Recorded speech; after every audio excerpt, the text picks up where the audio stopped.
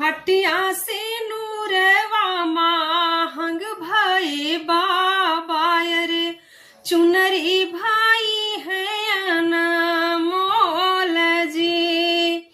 यही रे चुनरिया के कारण बाबा रे छोड़ो मैं दिया से तो हार जी।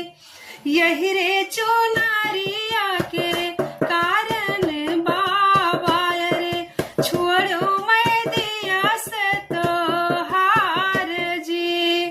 शादी करे बात आई तो के काव कहता है सदस्य। अरे मैया कहाई बहिनी नियरे बियाहा बैरे बपई कहाई 10 कोस जी। भैया कहाई बहिनी काशी बियाहा बैरे भौजी कहाई दूर देश जी। आने की बात आई तो मैं के का कहता है।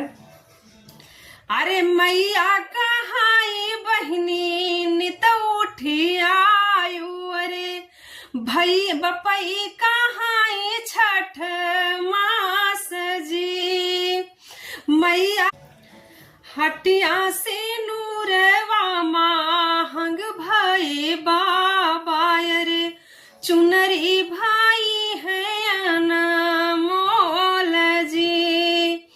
यही रे चुनरिया के कारण बाबा रे छोड़ो मैं दिया से तो हार जी।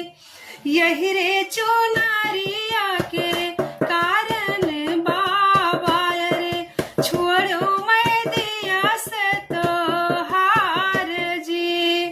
शादी करे बात आई तो